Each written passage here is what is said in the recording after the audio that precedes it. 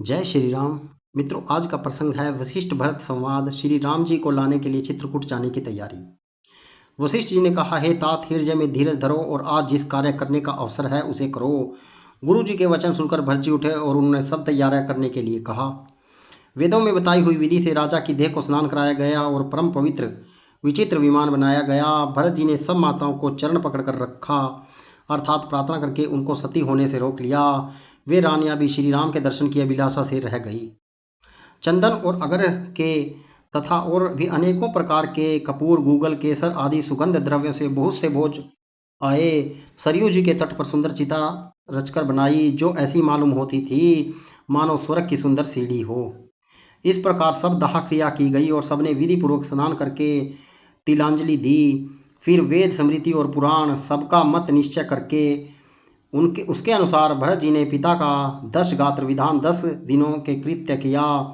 मुनि श्रेष्ठ वशिष्ठ जी ने जहाँ जैसी आज्ञा थी वहाँ भरत जी ने सब वैसा ही हजारों प्रकार से किया। शुद्ध हो जाने पर विधि पूर्वक सब दान दिए। गायें तथा घोड़े, हाथी आदि अनेक प्रकार की सवारियां, सिंहासन, गहने, कपड़े, अन्न, पृथ्वी, धन और मकान भरत जी ने दिए। भूदेव ब्राह्मण दान पाकर परिपूर्ण काम हो गए, अर्थात उनकी सारी मनोकामनाएं अच्छी तरह पूरी हो गई।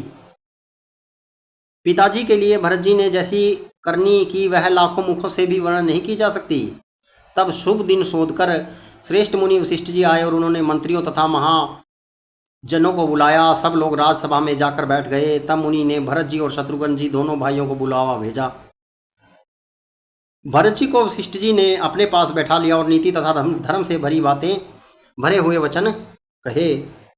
पहले तो कैकेयी ने जैसी कुटिल करनी की थी, श्रेष्ठ मुनि ने वह सारी कथा कही और सत्य की, और फिर राजा के धर्मव्रत और सत्य की सराहना की, जिन्होंने शरीर त्याग कर प्रेम को निभाहा। श्री रामचंद्र जी के गुणशील और स्वभाव का वर्णन करते तो मुनिजन के नेत्रों में जल भर आया और वे शरीर से पुलकित हो गए। फिर लक्ष्मण जी और सीता जी के प्रेम की बड़ाई करते हुए ज्ञानी मुनि शोक और स्नेह में मगन हो गए। मुनिनाथ ने बिलख कर दुखी होकर कहा, हे भरत सुनो, भावी होनहार बड़ी बलवान है। हानि लाभ, जीवन मरण और यश अपयश ये सब तो विधाता के हाथ हैं। ऐसा विचार करके किसे दोष दिया जाए और व्यर्थ किस पर क्रोध किया जाए। हे तात, मन में विचार करो, राजा दशरथ सोच करने के योग्य नहीं है। सोच उस ब्राह्मण का करना चाहिए जो वेद नहीं जानता, जो अपना धर्म छोड़कर विषय भोग में ही लीन रहता है। उस राजा का सोच करना चाहिए जो नीति नहीं जानता और जिसको प्रजा प्राणों के समान प्यारी नहीं है। उस वेश्य का सोच करना चाहिए जो धनवान होकर भी कंजूस है और जो अतिथि सत्कार तथा शिवजी की भक्ति करने में कुशल नहीं है। उस शूद्र का सोच करना चाहिए जो ब्राह्मणों का अपमान करने वाला है, बहुत बोलने वाला, मान बढ़ाई चाहने वाला और ज्ञान का घमंड रखने वाला है। उन्हें उस स्त्री का सोच करना चाहिए जो पति को छलने वाली, कुटिल, कलह प्रिया और स्वेच्छाचारिणी है। उस ब्रह्मचारी का सोच करना चाहिए जो अपने ब्रह्मचार्य व्रत को छोड़ देता है और गुरु की आज्ञा के अनुसार नहीं चलता। उस गृहस्थ का सोच करना चाहिए जो मोहवंश कर्म मार्ग को त्याग कर देता है। उस सन्यासी का सोच करना चाहिए जो दुनिया के प्रपंच में फंसा हुआ और ज्ञान वैराग्य से हीन है। वानप्रस्थ वही सोच करने योग्य है जिसके तपस्या छोड़कर भोग अच्छे लगते हैं। सोच उसका करना चाहिए जो चुगलखोर है, बिना ही कारण क्रोध करने वाला तथा माता पिता, गुरु एवं बंधु बांधुओं के साथ विरोध रखने वाला है। सब प्रकार से उसका सोच करना चाहिए जो दूसरों का अनिष्ट करता है, अपने ही शरीर का पोषण करता है और बड़ा भारी निर्दयी है। और वह तो सभी प्रकार से सोच करने योग्य है जो छल छोड़कर हरि का भक्त नहीं होता। कौशल राज दशरथ जी सोच करने योग्य नहीं है, जिनका प्रभाव 14 लोकों में प्रकट है। हे भरत, तुम्हारे पिता जैसा राजा तो न हुआ है, न है और न अब होने का ही है। हाँ, हे ब्रह्मा, विष्णु, महेश, शिव, इंद्र और दिक्पाल सभी दशरथ जी के गुणों की कथाएं कहा करते हैं। हे तात, कहो उनकी बढ़ाई कोई किस प्रकार करेगा, जिनके श्री राम, लक्ष्मण, तुम और शत्रुघ्न श्री के पवित्र पुत्र हैं। राजा सब प्रकार से बड़भागी थे, उनके लिए विषाद करना व्यर्थ है। यह सुन और समझकर सोच त्याग दो और राजा की आज्ञा सिर चढ़ाकर तदनुसार करो। राजा ने राजपद तुमको दिया है, पिता का वचन तुम्हारे सत्य करना चाहिए। वचन के लिए ही श्री रामचंद्र जी को त्याग दिया और राम विरह की अग्नि में अपने शरीर की आहुति दे दी। राजा को वचन प्रिय थे, प्राण प्रिय नहीं थे। इसलिए हे तात, पिता के वचनों को प्रणाम सत्य करो, राजा की आज्ञा सिर चढ़ाकर पालन करो, इसमें तुम्हारी सब प्रकार तरह से भलाई है। इसमें तुम्हारी सब तरह भलाई है। परशुराम जी ने पिता की आज्ञा रखी और माता को मार डाला। सब लोग इस बात से साक्षी हैं। राजा ययाति ने पुत्र ने पिता की को अपनी जवानी दे दी। पिता की आज्ञा पालन करते हुए उन्होंने पाप और अपयश नहीं हुआ। जो अनुचित और उचित का विचार छोड़ पिता के वचनों का पालन करते हैं, वे यहाँ सुख और सुयश के पात्र होकर अंत में इंद्रपुरी स्वर्ग में निवास करते हैं। राजा का वचन अवश्य सत्य करो, शोक त्याग दो और प्रजा का पालन करो। ऐसा करने से स्वर्ग में राजा संतोष पाएंगे और तुमको पुण्य और सुंदर यश मिलेगा, दोष नहीं लगेगा। यह वेद में प्रसिद्ध है और स्मृति पुराण आदि सभी शास्त्रों के द्वारा सम्मत है कि पिता जिसको दे वही राज तिलक पाता है। इसलिए तुम राज्य करो, ग्लानि का त्याग कर दो, मेरे वचनों को हित समझकर मानो। इस बात को सुनकर श्री रामचंद्र जी और जानकी जी सुख पाएंगे और कोई पंडित इसे अनुचित नहीं कहेगा। कौशल्या जी आदि तुम्हारी सब माताएं भी प्रजा के सुख से सुखी होंगी। जो तुम्हारे और श्री रामचंद्र जी के श्रेष्ठ संबंध को जान लेगा, वह सभी प्रकार से तुमसे भला मानेगा। श्री रामचंद्र जी के लौट आने पर राज्य उन्हें सौंप देना और सुंदर स्नेह से उनकी सेवा करना। मंत्री हाथ जोड़कर कह रहे हैं, गुरु जी की आज्ञा का अवश्य ही पालन कीजिए। श्री रघुनाथ जी के लौट आने पर जैसा उचित हो फिर वैसा ही कीजिएगा। कौशल्या जी भी धीरज धरकर कह रही हैं, हे पुत्र, गुरु जी की आज्ञा पथ्य रूप है, उसका आदर करना चाहिए और हित मानकर उसका पालन करना चाहिए। काल की गति को जानकर विषाद का त्याग कर देना चाहिए। श्री रघुनाथ जी वन में हैं, महाराज स्वर्ग को राज्य करने चले गए और हे तात, तुम इस प्रकार कातर हो रहे हो। हे पुत्र, कुटुंब, प्रजा, मंत्री और सब माताओं के सबके तुम एक ही सहारे हो। विधाता को प्रतिकूल और काल को कठोर देखकर धीरज धरो।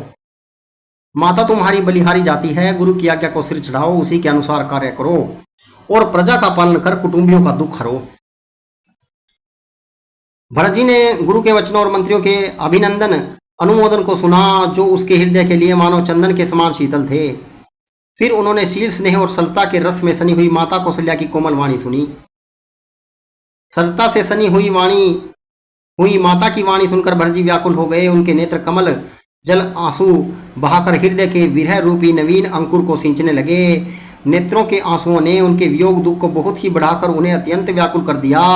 उनकी वह दशा देखकर उस समय सबको अपने शरीर की सुध भूल गई।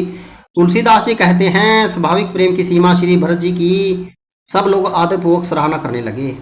धोरे की धुरी को धारण करने वाले भरत जी धीरज धरकर कमल के समान हाथों को जोड़कर वचनों को मानो अमृत में डुबोकर सबको उचित उत्तर देने लगे। गुरुजी ने मुझे सुंदर उपदेश दिया, फिर प्रजा मंत्री आदि सभी को यही सम्मत है। माता ने भी उचित समझकर ही आज्ञा दी है और मैं भी अवश्य उसको सिर चढ़ाकर वैसा ही करना चाहता हूँ, क्योंकि गुरु, पिता, माता, स्वामी और सहित मित्र की वाणी सुनकर प्रसन्न मन से उसे अच्छी समझकर करना मानना चाहिए। उचित अनुचित का विचार करने से धर्म जाता है और सिर पर पाप का भार चढ़ता है। आप तो मुझे वही सरल शिक्षा दे रहे हैं जिसके आचरण करने से मेरा भला हो। यद्यपि मैं इस बात की भली भांति समझता हूँ, तथापि मेरे हृदय को संतोष नहीं होता। अब आप लोग मेरी विनती सुन लीजिए और मेरी योग्यता के अनुसार मुझे शिक्षा दीजिए। मैं उत्तर दे रहा हूँ, यह अपराध क्षमा कीजिए। साधु पुरुष दुखी मनुष्य के दोष गुणों को नहीं गिनते। पिताजी स्वर्ग में हैं, श्री राम सीताराम जी वन में हैं और मुझे अपराध करने के लिए कह रहे हैं। इसमें आप मेरा कल्याण समझते हैं या अपना कोई बड़ा काम होने की आशा रखते हैं? मेरा कल्याण तो सीतापति श्री राम जी की चाकरी में है, सो उसे माता की कुटिलता ने छीन लिया। मैंने अपने मन में अनुमान करके देख लिया कि दूसरे किसी उपाय से मेरा कल्याण नहीं है। यह शोक का समुदाय राज्य लक्ष्मण श्री रामचंद्र जी और सीता जी के चरणों को देखे बिना किस गिनती में है? इसका क्या मूल्य है? जैसे कपड़ों के बिना गहनों का बोझ व्यर्थ है, वैराग्य के बिना ब्रह्म विचार व्यर्थ है, रोगी के शरीर के लिए नाना प्रकार के भोग व्यर्थ हैं, श्री हरि भक्ति के बिना जप और योग व्यर्थ है, जीव के बिना सुंदर देह व्यर्थ है, वैसे ही श्री रघुनाथ जी के बिना मेरा सब कुछ व्यर्थ है। मुझे आज्ञा दीजिए, मैं श्री राम जी के पास जाऊं। एक ही आंख निश्चयपूर्वक मेरा हित इसी में है और मुझे राजा बनाकर आप अपना भला चाहते हैं। यह भी आप स्नेह की जड़ता मोह के वश होकर ही कह रहे हैं। कैकेयी के पुत्र कुटिल बुद्धि, राम विमुख और निर्लज मुझसे अधम के राज्य से आप मोह के वश होकर ही सुख चाहते हैं। मैं सत्य कहता हूं, आप सब सुनकर विश्वास कीजिए करें, धर्मशील को ही राज्य होना चाहिए। आप मुझे हट करके जो ही राज्य देंगे त्यों ही पृथ्वी पाताल में घस जाएगी। मेरे समान पापों का घर कौन होगा जिसके कारण सीता जी और श्री राम जी का वनवास हुआ। राजा ने श्री राम जी को वन दिया और उनके बिछुड़ते ही स्वयं स्वर्ग को गमन किया, और मैं दुष्ट जो अनर्थों का कारण हूँ, होश हवास में बैठा सब बातें सुन रहा हूँ। श्री रघुनाथ जी से रहित घर को देखकर और जगत का उपहास सहकर भी ये प्राण बने हुए हैं। इसका यही कारण है कि ये प्राण श्री राम रूपी पवित्र विषय रस में आसक्त नहीं है। ये लालची भूमि और भोगों के ही भूखे हैं। मैं अपने हृदय की कठोरता कहाँ तक कहूँ, जिसने व्रज का भी तिरस्कार करके बड़ाई पाई है। कारण से कार्य कठिन होता ही है, इसमें मेरा दोष नहीं है। हड्डी से व्रज और पत्थर से लोहा भयानक और कठोर होता है। कैकेयी से उत्पन्न देह से प्रेम करने वाले ये पामर प्राण भरपेट पूरी तरह से अभागे हैं। जब प्रिय के वियोग में भी मुझे प्राण प्रिय लग रहे हैं, तब अभी आगे और भी बहुत कुछ देखूं सुनूंगा। लक्ष्मण ने श्री राम जी और सीता जी को तो वन दिया, स्वर्ग भेजकर पति का कल्याण किया, स्वयं विधवापन और अपयश लिया, प्रजा को शोक और संताप दिया, और मुझे दुख, सुंदर यश और उत्तम राज्य दिया। कैकेयी ने सभी का काम बना दिया। इससे अच्छा मेरे लिए और क्या होगा। उस पर भी आप लोग मुझे राज तिलक देने को कहते हैं। कैकेयी के पेट से जगत में जन्म लेकर यह मेरे लिए कुछ भी अनुचित नहीं है। मेरी सब बात को तो विधाता ने ही बना दी है, फिर उसमें प्रजा और पंच आप लोग क्यों सहायता कर रहे हैं। जिसे कुग्रह लगे हों अथवा जो पिशाचग्रस्त हो, फिर जो वायु रोग से पीड़ित हो और उसी को फिर बिच्छू डंक मार दे, उसको यदि मदिरा पिलाई जाए तो कहिए वह कैसा इलाज है। कैकेयी के लड़के के लिए संसार में जो कुछ योग्य था, चतुर्विधाता ने मुझे वही दिया, पर दशरथ जी का पुत्र और राम का छोटा भाई होने की बड़ाई मुझे विधाता ने व्यर्थ ही दी। आप सब लोग भी मुझे टीका कढ़ाने के लिए कह रहे हैं। राजा की आज्ञा सभी के लिए अच्छी है। मैं किस किस को किस किस प्रकार से उत्तर दूं। जिसकी जैसी रुचि हो आप लोग सुखपूर्वक वही कहें। मेरी कुमाता कैकेयी समेत मुझे छोड़कर कहिए कौन कहेगा कि यह काम अच्छा किया गया। जड़ चेतन जगत में मेरे सिवा और कौन है जिसको श्री राम सीता राम जी प्राणों के समान प्यारे न हों। जो परम हानि है उसी में सबको बड़ा लाभ दिख रहा है। मेरा बुरा दिन है, किसी का दोष नहीं है। आप सब जो कुछ कहते हैं सो सब उचित ही है, क्योंकि आप लोग संयमशील और प्रेम के वश हैं। श्री रामचंद्र जी की माता बहुत ही सरल हृदय और मुझ पर उनका विशेष प्रेम है, इसलिए मेरी दीनता देखकर वे स्वाभाविक स्नेहवंशी ऐसा कह रही हैं। गुरु जी ज्ञान के समुद्र हैं, इस बात को सारा जगत जानता है। जिसके लिए विश्व हथेली पर रखे हुए बेर के समान है, वे भी मेरे लिए राज तिलक का साज सज रहे हैं। सत्य है, विधाता के विपरीत होने पर सब कोई विपरीत हो जाते हैं। श्री रामचंद्र जी और सीता जी को छोड़कर जगत में कोई यह नहीं कहेगा कि इस अर्थ में मेरी सम्मति नहीं है। मैं उसे सुखपूर्वक सुनूंगा और सहूंगा, क्योंकि जहां पानी होता है वहां अंत में कीचड़ होता ही है। मुझे उसका डर नहीं है कि जगत मुझे बुरा कहेगा, और न मुझे परलोक की सोच है। मेरे हृदय में तो बस एक ही दुस्सह दानावल धलक रहा है कि मेरे कारण ही सीता राम जी दुखी हुए। जीवन का उत्तम लाभ तो लक्ष्मण ने पाया, जिन्होंने सब कुछ तजकर भी श्री राम जी के चरणों में मन लगाया। मेरा जन्म तो श्री राम जी के वनवास के लिए ही हुआ था। मैं अभागा झूठ मूठ क्या पछताता हूँ।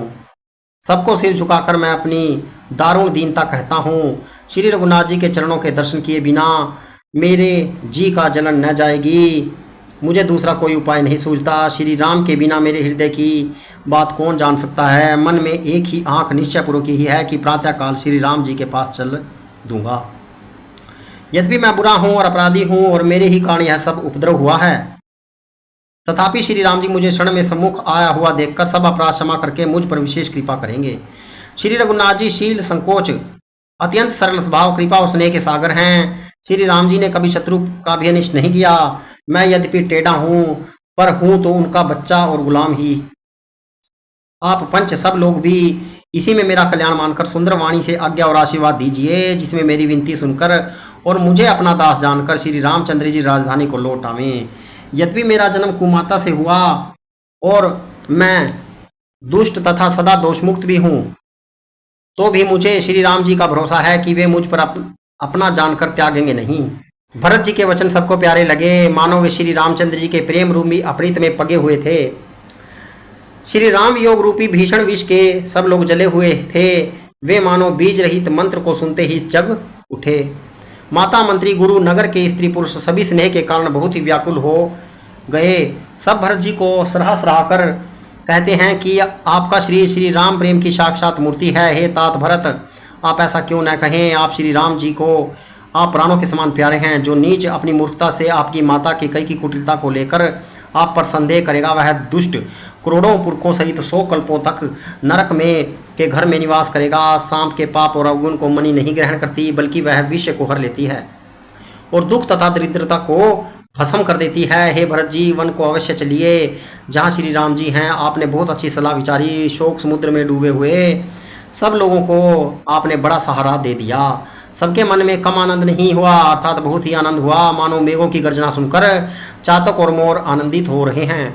दूसरे दिन प्रातः काल चलने का सुंदर निर्णय देखकर भरत जी सभी को प्राण प्रिय हो गए। मुनि वशिष्ठ जी की वंदना करके और भरत जी को सिर नवाकर सब लोग विदा लेकर अपने अपने घरों को चले। जगत में भरत जी का जीवन धन्य है, इस प्रकार कहते हुए वे उनके शील और स्नेह की सराहना करते जाते हैं। आपस में कहते हैं कि बड़ा काम हुआ। सभी चलने की तैयारी करने लगे। जिसके भी घर की रखवाली के लिए रहो ऐसा कहकर रखते हैं, वही समझता है मानो मेरी गर्दन मारी गई। कोई कोई कहते हैं रहने के लिए किसी को भी मत रखो। जगत में जीवन का लाभ कौन नहीं चाहता। मित्रों, यह रामचरितमानस का श्री रामचरितमानस का प्रसंग मैंने आपको सुनाया है। यदि आपको अच्छा लगे तो चैनल को सब्सक्राइब और वीडियो को शेयर करना ना भूलिएगा। जय श्री राम।